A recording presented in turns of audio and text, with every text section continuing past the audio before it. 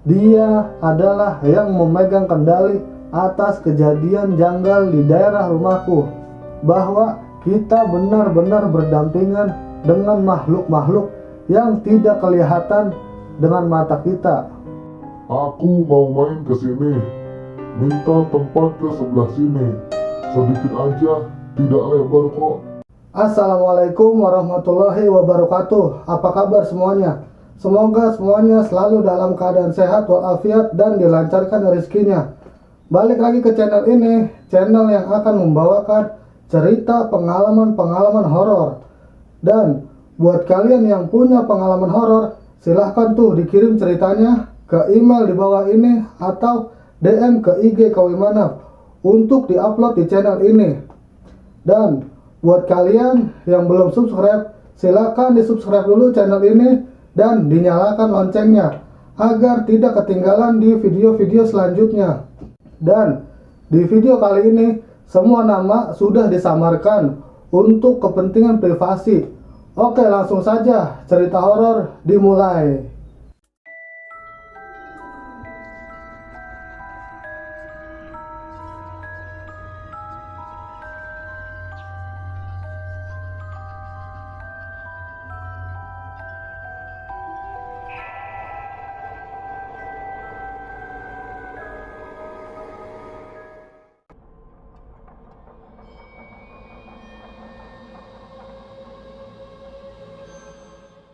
Ini adalah cerita urban legend dari daerah terpencil di lereng gunung. Sebelum manusia tinggal di mana saja, jin, setan sudah menempati lama di tempat itu. Di tahun 2013, tepatnya aku masih kelas 2 SMA dan almarhumah simbahku masih ada. Beliau sering menasihati, tole, panggilan untuk anak kecil dalam bahasa Jawa. Hati-hati sama penjaga rumah kosong di samping ini. 2014 bulan 2 awal Simbah Sedo meninggal. Sebelum meninggal, Simbah pesen sama aku, Tole, dirimu bisa ikutlah ngaji sama pamanmu. Pamanmu bisa mengendalikan barang-barang semacam itu yang mendiami rumah kosong itu. Aku cukup paham dengan nasihat Simbah dan aku mengikuti untuk belajar ngaji. 2014 bulan 3 sampai bulan 7 aku belajar dan aku rutin ikut ngaji dengan pamanku. Setiap hari aku berangkat ke rumah pamanku, barang yang bertempat di rumah suwung itu selalu ketakutan. Dan ini kata pamanku, 2 bulan awal, tepatnya bulan Maret sampai bulan Mei, masih biasa saja sama barang-barang liar macam ini. Masih timbul rasa takut dan semacamnya ketika aku lewat jalan yang gak ada penerangan sama sekali, gelap banget dan sendiri. Ketika aku menginjak bulan ketiga, Mei pertengahan, hatam ngaji di tempat pamanku. Tiap di jalan, di mana saja, dan pas sendiri, kayak ada selalu orang yang mengawasi. Semenjak Mei pertengahan, saya sering sekali mencium aroma-aroma parfumnya orang meninggal. Mulai dari bau minyaknya, kapur barus, dan bunga-bunganya. Pernah sekali disuruh bapak ngarit atau nyari rumput di sekitaran rumah. Kebetulan di sini kalau ada kumpulan pohon-pohon bambu atau hutan bambu, namanya barongan. Barongan tersebut terkenal mistis dan magis. Sampai sekarang masih ada juru kunci yang katanya dia adalah yang memegang kendali atas kejadian janggal di daerah rumahku.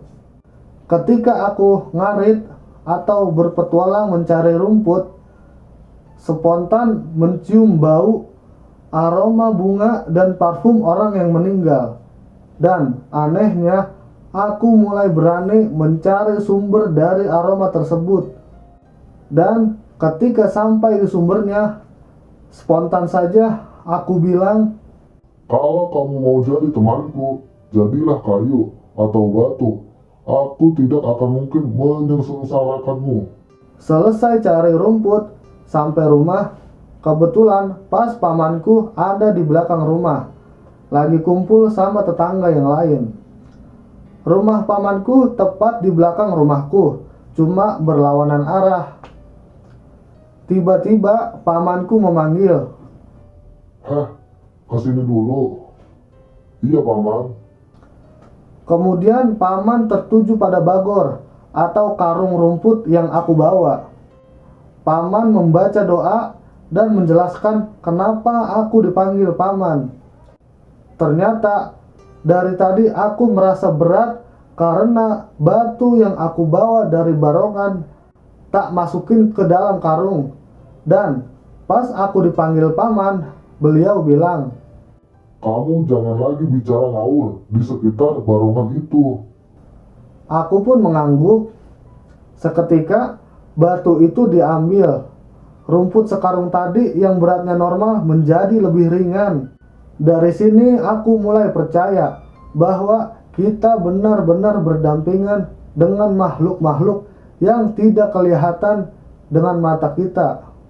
Setiap aku melihat rumah kosong di samping rumahku, aku seperti merasakan hal-hal yang aneh. Rumah itu sudah lama kosong dari tahun 2005 sampai 2013. Tapi di pertengahan tahun 2013 ada satu keluarga yang mengontrak di rumah itu. Tapi setiap hari ada saja yang ditindihin. Hampir semua ketindihan itu bergantian setiap harinya. Hari ini sang suami, besoknya anak bungsunya, besoknya lagi anak sulungnya, besoknya sang istri. Selalu begitu berganti-gantian. Rumah itu memang benar-benar berpenghuni tak kasat mata. Tidak lama, beberapa bulan kemudian, keluarga itu memilih keluar dengan alasan mau pindah. Padahal, Bapak pernah mendengar cerita dari salah satu anggota keluarga bahwa di dalam rumah itu ada penunggunya. Penunggunya yaitu nenek-nenek yang dulunya penghuni pohon randu. Setiap kali aku mau ambil wudhu atau buang air kecil di kamar mandi yang terpisah dari rumah, maklum kamar mandinya di luar rumah, kadang dia nampak ketawa cekikikan seakan menertawakanku. Spontan, ketika ada bunyi orang ketawa, aku nengok ke arah sumber suara itu, dan yang terlihat hanya kumpulan pohon pisang yang berdiri. Berulang terus, tapi tidak terlalu sering. Tapi mau dikata apa, sedikit rasa merinding pasti ada. Setelah kejadian tersebut, selang beberapa hari, aku berkunjung ke tempat pamanku. Pamanku menjelaskan bahwa di situ memang benar ada nenek-nenek, tapi tidak mengganggu di tempatku atau rumah lain. Hanya kadang usil dan iseng dengan orang yang lewat di depan rumah itu. Pamanku juga bilang, aku nggak boleh cerita ke siapapun, kecuali aku beneran punya nyali sewaktu-waktu kalau dia menampakkan wujudnya di depanku. Pamanku bercerita bahwa rumah itu akan dirubuhkan. Ahli waris bernama Likmin berencana merubuhkan rumah itu. Dan paman pesen, ketika rumah suwung tersebut dirubuhkan, keluargaku, aku, bapak, ibu, dan semua anggota keluarga disuruh puasa sunnah, biar si nenek itu tidak minta pindah ke rumahku. Singkat cerita, aku lanjut kuliah di kota D. Dan ketika semester 7-8, rumah kosong tersebut ingin dirubuhkan oleh ahli waris yang mendapatkan bagian rumah dan tanah di situ. Untuk pertama kalinya, aku melihat nenek itu duduk diam sebelum rumah itu dirubuhkan. Aku mulai berani cerita ke bapak dan ibuku. menyuruh untuk bapak dan ibu dan semua anggota keluarga untuk puasa sunnah yang disarankan oleh paman. Wajahnya kelihatan marah, tapi nenek itu nggak bergerak sama sekali. Dia seperti orang yang sedang merenung dan meratap. Tapi mimik wajahnya judes dan campur marah. Aku peka dengan hal-hal seperti itu. Mungkin ketika semester 1 sampai 2, tepatnya setelah khatam ngaji sama pamanku, yang rencananya pagi hari jadi siang hari, di mana nenek tersebut masih berbaring di salah satu kamar. Singkat cerita, kemudian penurunan kayu satu persatu, dan semuanya lancar. Ketika menuju sepetak yang terdapat nenek tersebut berbaring, seketika kayu di samping itu terasa sangat berat. Di luar nalar, kenapa bisa sesusah itu? Karena rumahnya tergolong terbuat dari kayu dan anyaman bambu. Akhirnya aku disuruh memanggil pamanku. Dan ketika kayu tersebut dipegang oleh paman, kayak ada suara jeritan keras yang sangat keras. Dan anehnya, yang gak dengar suara itu cuma Cak Limin. Likmin tiba-tiba tumpang dan ngomong lantur. Ketika diajak ngobrol, Likmin mulai ngawur dan culametan. Jawab omongan dari lawan bicara pun nggak ada sopan-sopannya. Ternyata Likmin kesurupan nenek-nenek tersebut. Dan ini kejadian yang baru aku alami. Dan aku diajari interaksi sama hal-hal mistis oleh paman. Paman pun menanyakan maksudnya apa dan maunya apa. Seketika Likmin ngomong, Aku, sisakanlah tempat di sini.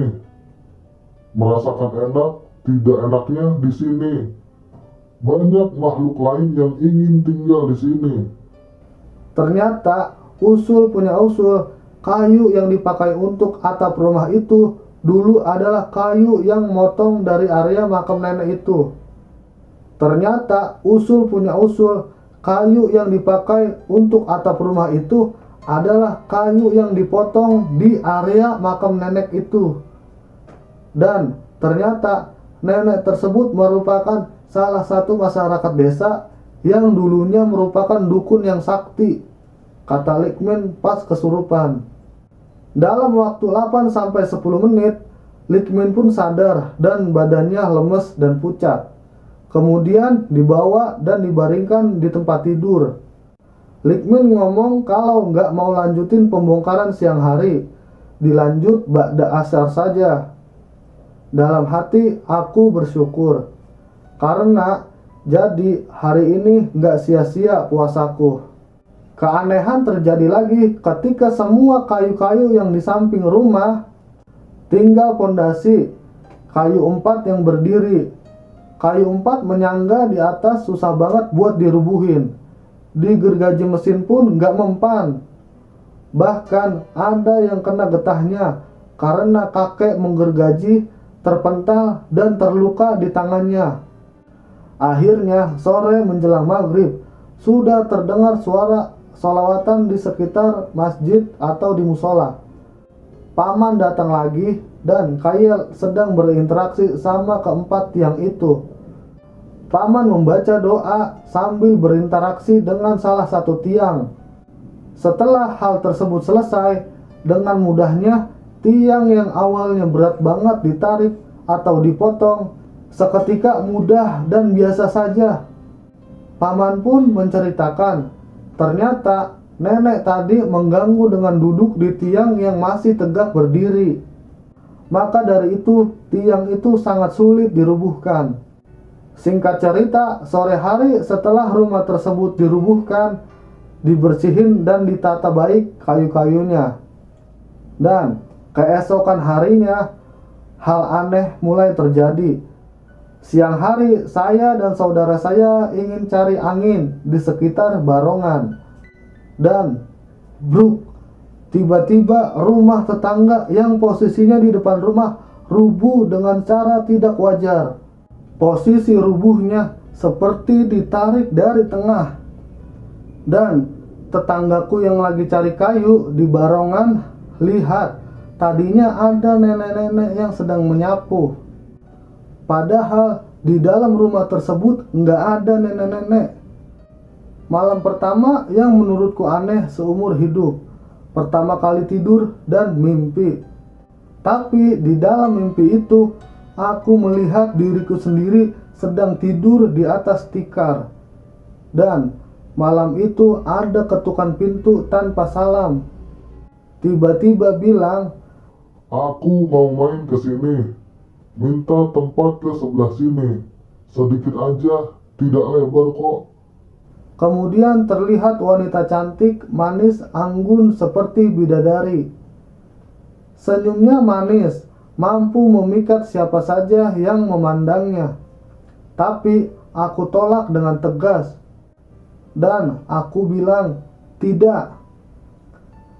Dan seketika wajah yang tadinya cantik berubah menjadi keriput seperti nenek-nenek yang nunggu rumah kosong itu. Dan beliau memaksa buat tinggal di rumahku dan narik-narik tanganku. Spontan aku amalkan saja apa yang pernah aku pelajari selama ini. Dan efeknya nenek itu tidak jadi masuk. Aku ucapkan syukur dan alhamdulillah kepada Allah. Aku dari malam pertama kurang lebih 1 bulan 28 hari ketindihan. Dan mimpinya cuma itu-itu aja. 1 bulan 28 hari aku berkunjung ke rumah paman. Cerita tentang semuanya. Dan memang benar, yang datang itu adalah penunggu rumah kosong itu. Dan dia pengen banget tinggal di rumahku. Pas ke hari 29 hari, dia rubah wujud mirip almarhumah simbahku yang sudah meninggal.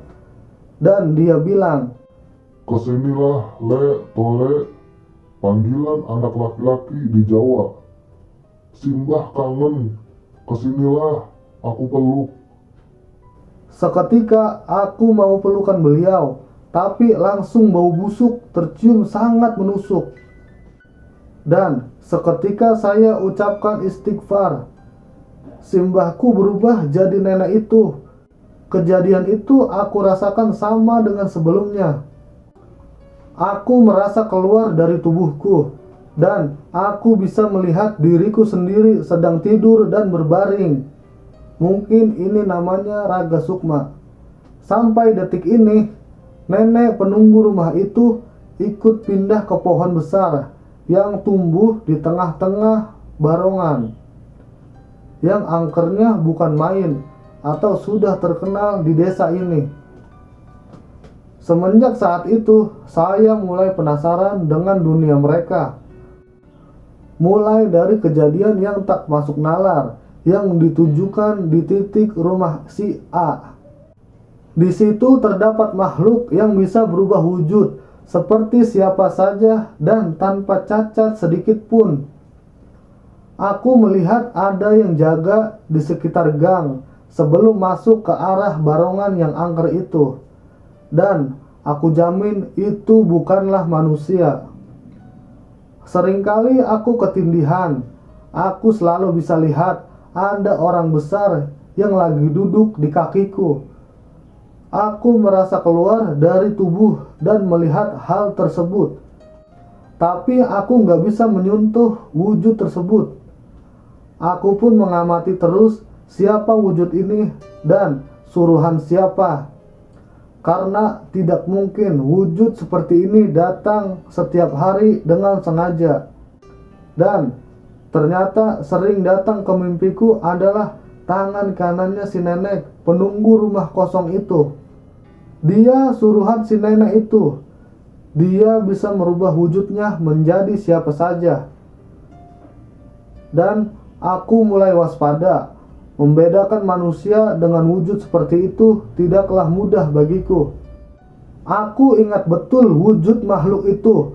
Perawakannya besar, badannya agak lebar, rambutnya acak-acakan dan gondrong. Dari rambut sampai kaki warnanya hitam, kukunya panjang, tajam dan runcing seperti belati. Dia disuruh nenek penunggu rumah kosong itu buat mengganggu aku, supaya aku memberi izin si nenek itu agar dia bisa bertempat di rumahku. Di akhir tahun 2018, aku baru diberitahu oleh paman kalau selama ini ada barang yang menjaga diriku. Dia ditugaskan paman untuk menjaga rumahku dan aku ketika aku nggak di rumah. Barang tersebut selalu stay di pohon jambu di samping rumahku. Kaget awalnya, kenapa kok sampai begitu? Makanya saya heran, kenapa saya agak beda dengan teman sebaya saya. Aku merupakan orang yang bisa dikatakan pemberani kalau lewat jalan atau wilayah yang terkenal angker atau mistis. Awal 2019, aku mulai naik tingkatan ngajinya, memperdalam ilmu agama dan untuk tameng, guna jaga-jaga dari hal yang mistis. Karena aku cukup was-was dengan nenek itu yang tinggal di pohon jambu itu. Sebut saja Mbah Buyut. Mbah Buyut cukup senang ketika aku rajin melakukan hal-hal yang baik. Dan Mbah Buyut ini merupakan jin yang muslim. Setelah tercium aroma pekat tersebut, seketika aku menutup hidung dan melangkahkan kaki perlahan. Setelah melewati pintu belakang dan hendak masuk ke kamar tidur, rasa takut mulai menyelimuti. Itu nanti kalau masuk ke sini bagaimana? Dan pikiran-pikiran negatif yang tidak-tidak mulai bermunculan dan berkecamuk di dalam otak. Akhirnya aku baca-baca doa dan sholawat. Tertidurlah aku di dalam mimpi. Tak lain ternyata mimpiku sama yang kayak tadi yang telah terjadi. Aku bermimpi mengintip orang yang sedang bercengkrama. Anehnya, di dalam mimpi aku bisa mendekati mereka dan mereka seakan-akan membiarkanku mengawasi mereka dari jarak dekat. Ya ampun, baunya ada yang busuk sekali, ada yang biasa saja, ada yang seperti minyak jelata. Bahkan yang tadi pas ngintip sebelum tidur ada aroma ubi goreng. Sekarang aromanya busuk sekali. Serasa pengen muntah dan baunya seperti bangkai. Rasanya pengen pergi, tapi aku sendiri sudah mulai susah bergerak. Mau jalan ke depan, samping atau loncat, semuanya susah. Aku melangkahkan kaki perlahan ingin kembali masuk ke dalam rumah. Sebelum melangkah, sempat aku melihat ke arah istana mereka. Ada cahaya terang, tapi cahaya tersebut bukan putih, melainkan warna emas, dan ada semacam gumpalan batu mengarah ke arahku, tapi wujudnya emas. Aku pun mencoba menghindari karena takut kenapa-napa. Terdengar mulai ada ketawa cekikikan wanita tua. Seketika saya berpikiran bahwa itu si nenek. Dan nyatanya memang betul. Aku bingung ketika di sekelilingku yang tadinya rame cuma ada aku sendiri. Dalam hati kepikiran, aku bisa apa? Kok diam terus begini? Apa aku lumpuh? Apa aku disihir mereka-mereka ini? Apa aku punya salah? Aku membaca doa. Alhamdulillah, setelah itu aku bisa menghindari gumpalan batu emas itu. Aku perlahan bisa ngomong, bisa memanggil-manggil dan teriak-teriak. Tapi nihil, tak ada jawaban dari siapapun, bahkan dari pamanku. Aku pun mencoba lari ke rumah pamanku, tapi tidak ada jawaban. Semakin aku panggil nama pamanku, semakin dekat jarak suara si nenek itu. Tiba-tiba, Ayo ikut nenek, Emas sebegitu banyaknya akan kuberikan langsung untukmu. Itu imbalan puasamu yang kemarin. Kamu minta apa? Cepat ngomong. Sebutkan keinginanmu. Aku berikan. Di tempatku apapun ada. Ngomong saja. Aku hanya mendengar suara tersebut tanpa melihat wujud dari yang ngomong. Akhirnya, aku perlahan berjalan ke arah emas tersebut. Di dekat emas tersebut, aku berpikir dalam hati, kalau emang emas ini ditakdirkan oleh Tuhan buat aku, tolong nanti ketika bangun wujudkanlah. Jika emas ini hanya tipuan mereka, bangunkan aku segera. Semua hanyalah tipuan si nenek. Sampai sekarang, si nenek penghuni rumah kosong tersebut masih datang dan merayu untuk tinggal di rumahku. Gimana guys ceritanya? Merinding gak tuh? Terima kasih buat Patrick Ethnic karena telah mengizinkan ceritanya untuk dibawakan di channel ini. Semoga kita semua dalam keadaan baik-baik saja. Ambil positifnya, buang negatifnya. Semoga kita semua dapat mengambil pelajaran dari setiap kejadian yang terjadi pada video kali ini. Oke, buat kalian jangan lupa makan dan tetap selalu jaga kesehatan. Oke, sampai bertemu di video-video selanjutnya.